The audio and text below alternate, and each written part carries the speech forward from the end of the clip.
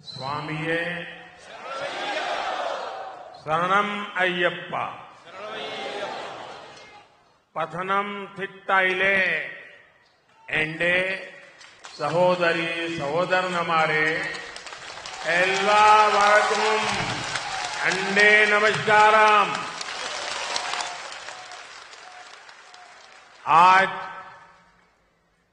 पथनम theta का ये माहौल बता रहा है कि इस बार केरला में कमल खिलने जा रहा है। केरला में जनता हमें पिछले चुनावों में डबल डिजिट वोट परसेंट वाली पार्टी बना चुकी है। अब बीजेपी के लिए डबल डिजिट सीट्स की मंजिल बहुत दूर नहीं है। बीजेपी यहां की युवा ऊर्जा को बढ़ावा दे रही है। यहां बीजेपी के उम्मीदवार भाई अनिल के एंटनी आपकी सेवा के जज्बे से भरे हुए हैं। ऐसी ही फ्रेशनेस की केरला की पॉलिटिक्स को जरूरत है। इसलिए अब केरला के लोग भी कह रहे हैं अब की बार 400 पार, अब की बार इत्तमणा नानूरिल अधिगम, इत्तमणा ഇത്തവണ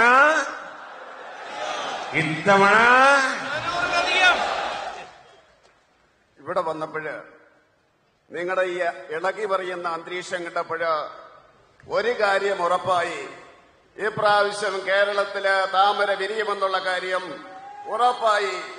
അതുപോലെ തന്നെ പറയുവാൻ സാധിക്കും, കഴിഞ്ഞ തെരഞ്ഞെടുപ്പുകളിലെ കേരളത്തിലെ ജനത ഭാരതീയ ജനതാ പാർട്ടിക്ക് 2 അക്കത്തിലുള്ള ശതമാനത്തിൽ വോട്ട് നൽകുകയുണ്ടായി. ഇപ്രാവശ്യം സംഭവിക്കാൻ പോകുന്നത് കേരളത്തിലെ ജനത ഭാരതീയ ജനതാ പാർട്ടിക്ക് 2 അക്കത്തിലുള്ള ഇവിടെ മെമ്പർമാരെ ജയിപ്പിക്കുമെന്നുള്ളതാണെന്ന് പറയുവാൻ ഞാൻ ആഗ്രഹിക്കുകയാണ്. ഈ കേരളത്തിലെ ജനങ്ങൾക്ക് ഞാൻ യുവത്വത്തിന്റെ ഊർജം കൊടുക്കുവാൻ ആഗ്രഹിക്കുകയാണ്. പത്തനംതിട്ടയില് ഈ സ്ഥാനാർത്ഥി, ഇവിടുത്തെ സ്ഥാനാർത്ഥി അനിൽ കെ ആന്റണി യുവത്വത്തിന്റെ പ്രതീകമാണ്. അദ്ദേഹം സേവനവുമായി നിങ്ങളുടെ ഇടയിൽ വന്നിരിക്കുകയാണ്. കേരളത്തിന്റെ നവീകരണത്തിന് അത് ആവശ്യമാണ് എന്ന് ഞാൻ കരുതുന്നു. ഇപ്പോൾ കേരളത്തിലെ ജനങ്ങൾ പറയുന്നു ഇപ്രാവശ്യം 400-ലേറെയാണ് ബിജെപിക്ക് സീറ്റ് കിട്ടാൻ പോകുന്നത്, എൻഡിഎക്ക് സീറ്റ് കിട്ടാൻ പോകുന്നതെന്ന് പറയുകയാണ്. साथियों, केरला में करप्ट और नाकाबिल सरकार होने का बहुत बड़ा नुकसान केरल के आप सब मेरे भाई बहनों को उठाना पड़ रहा है। हम जानते हैं यहां रबर के किसान हैं, कितनी मुसीबतों से रबर का किसान गुजारा कर रहा है, लेकिन एलडीएफ और यूडीएफ ने अपनी आंखें बंद कर रखी है। केरला में कानून व्यवस्था का हाल भी बहुत बुरा है। यहां तक कि चर्च के पादरी भी हिंसा के शिकार हो रहे हैं। कितने ही कॉलेज कैंपस कम्युनिस्टों के गुंडों के अड्डे बन गए हैं। महिलाएं, युवा और हर वर्ग डर में जी रहा है। राज्य सरकार में बैठे लोग चैन की नींद सो रहे हैं।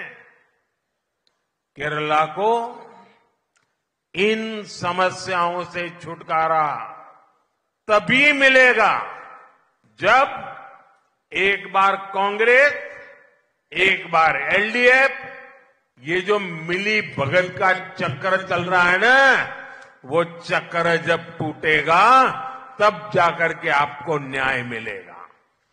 കേരളത്തില് അഴിമതി നിറഞ്ഞ അതുപോലെ തന്നെ കെടുകാര്യസ്ഥതയുടെ സർക്കാരാണ് ഇവിടെ ഉണ്ടാകുന്നത്, മാറി മാറി വരുന്നത്. അത് ഈ കേരളത്തിലെ ജനങ്ങൾക്ക് എത്രമാത്രം നഷ്ടമാണ് ഉണ്ടാക്കുന്നതെന്ന് ഈ നാട്ടിലെ ജനങ്ങൾക്കറിയാം.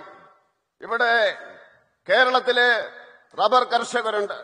റബ്ബർ കർഷകർ എത്രമാത്രം ബുദ്ധിമുട്ടിലൂടെയാണ് മുന്നോട്ട് പോകുന്നതെന്ന് കർഷകർക്കറിയാം. പക്ഷേ കേരളത്തിലെ എൽഡിഎഫും അതുപോലെ തന്നെ യുഡിഎഫും അവരുടെ കണ്ണടച്ചിരിക്കുകയാണ്, അത് കണ്ടില്ല എന്ന് നടിക്കുകയാണ്. കേരളത്തില് നിയമ സംവിധാനം തകർന്നിരിക്കുകയാണ്, വളരെ മോശമാണ്. ഈ കേരളത്തിലെ അവസ്ഥ ക്രിസ്ത്യൻ പള്ളികളിലെ പുരോഹിതര് പോലും ഇവരുടെ അക്രമത്തിന് ഇരകളാകുന്ന അവസ്ഥയിലേക്ക് മാറിയിരിക്കുകയാണ്. കേരളത്തിലെ എത്രയോ കോളേജ് ക്യാമ്പസുകള് ഇവിടുത്തെ കമ്മ്യൂണിസ്റ്റുകാരുടെ താവളമായിട്ട് മാറിയിരിക്കുകയാണ്. കേരളത്തിൽ മഹിളകളും യുവാക്കളും എല്ലാ വിഭാഗം ജനങ്ങളും ഭയപ്പെട്ടാണ് ജീവിക്കുന്നത്. പക്ഷേ ഇവിടെ അധികാരത്തിലിരിക്കുന്ന സർക്കാർ ആലസ്യത്തില് ഉറങ്ങുകയാണ്. കേരളത്തില് ഈ ദുസ്ഥിതിയിൽ നിന്ന് മോചനം വേണമെങ്കിൽ ഒരു പ്രാവശ്യം എൽഡിഎഫ്, അടുത്ത പ്രാവശ്യം കോൺഗ്രസ്, പിന്നെ കോൺഗ്രസ്, പിന്നെ എൽഡിഎഫ് എന്നുള്ള ഈ ആവർത്തന വിരസതയുണ്ടല്ലോ, അതില്ലാതായെങ്കിൽ മാത്രമേ ഈ കേരളത്തില് മോചനം നേടുകയുള്ളൂ എന്ന് പറയുവാൻ ഞാൻ ആഗ്രഹിക്കുകയാണ്. साथियों, जिन पॉलिटिकल पार्टीज का एकमात्र लक्ष्य सिर्फ और सिर्फ सत्ता हासिल करना होता है, वो कभी भी लोगों का भला नहीं कर सकती। यहां एलडीएफ, यूडीएफ दोनों लड़ने का दिखावा तो कर रहे हैं, लेकिन दिल्ली जाकर एक दूसरे को गले मिल जाते हैं। यहां आपके सामने कांग्रेस वाले लेफ्ट सरकार को फांसीवादी कहते हैं और कम्युनिस्ट पार्टी के लोग कांग्रेस को घोटालेबाज पार्टी कहते हैं। और फिर दिल्ली में ये लोग आपस में मिलकर गठबंधन कर लेते हैं। कांग्रेस और लेफ्ट इन दोनों ने ही केरला को खूब ठगा है।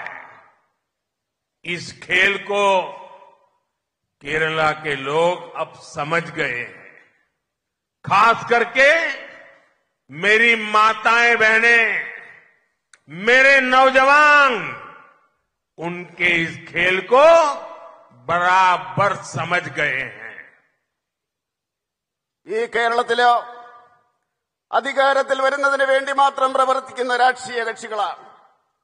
അവർക്ക് ഇവിടുത്തെ ജനങ്ങൾക്ക് വേണ്ടി ഒന്നും ചെയ്യുവാൻ സാധിക്കില്ല. ഈ എൽഡിഎഫും അതുപോലെ തന്നെ യുഡിഎഫും കേരളത്തിൽ അവര് പരസ്പരം ഏറ്റുമുട്ടുന്നത് പോലെ കാണിക്കുകയാണ്. പക്ഷേ ഡൽഹിയിൽ ചെന്നു കഴിഞ്ഞാല് അവര് പരസ്പരം തോളോട് തോറ് നിൽക്കുകയാണ്. തീർച്ചയായിട്ടും ഇവിടുത്തെ ജനങ്ങളെ കബളിപ്പിക്കുകയാണ് ചെയ്യുന്നത് ഈ എൽഡിഎഫും യുഡിഎഫും. ഇവിടുത്തെ സഹോദരിമാര്, അമ്മമാര്, യുവാക്കള് ഇവർക്കെതിരെ ശക്തമായിട്ട് പ്രതികരിക്കേണ്ട അവസരം വന്നിരിക്കുകയാണ്. ആ രീതിയിൽ കേരളത്തിലെ രാഷ്ട്രീയ അന്തരീക്ഷം മാറിയിരിക്കുകയാണ്. साथियों, कांग्रेस हो या लेफ्ट, इन दलों ने सत्ता के लालच में जिस तरह के खेल खेले, जिस तरह राज्यों को बर्बाद किया, वो भी अब लोग अच्छी तरह जानते हैं। इसलिए जिस राज्य से एक बार ये दल पराजित हो जाते हैं, ये दल निकल जाते हैं, वहां के लोग इन्हें वापस लौटने ही नहीं देते। अब देखिए पड़ोस में तमिलनाडु में कांग्रेस ने 1962 में आखिरी चुनाव जीता था।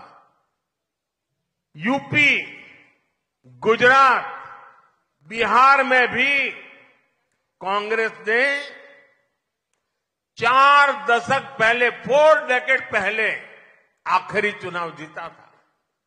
ओडिशा में भी कांग्रेस 3 दशक से सरकार से बाहर ही है। देश के कितने ही राज्यों में आज कांग्रेस का एक मेंबर ऑफ पार्लियामेंट भी नहीं है। अब आप देखिए त्रिपुरा, बंगाल, ये राज्यों में ये लेफ्ट पार्टियों का सितारा इतना चमकता था, 3-3, 4 दशक तक उन्हीं की चलती थी। लेकिन एक बार जब लोगों ने त्रिपुरा से उनको हटाया, बंगाल से लेफ्ट वालों को हटाया, उसके बाद कितने ही साल हो गए, कांग्रेस को और लेफ्ट को ये कोई घुसने नहीं देता है। ऐसे राज्यों के लोगों को ये सच्चाई पता है कि जितने साल उन्होंने कांग्रेस पर भरोसा किया, जितने साल उन्होंने लेफ्ट पर भरोसा किया, उतने साल उस राज्य का सर्वाधिक नुकसान हुआ है। രാഷ്ട്രീയ ലക്ഷ്യം വെച്ചുകൊണ്ട് അധികാരത്തിൽ വരുവാൻ ശ്രമിക്കുന്ന ഈ പാർട്ടികൾ സംസ്ഥാനങ്ങൾക്ക്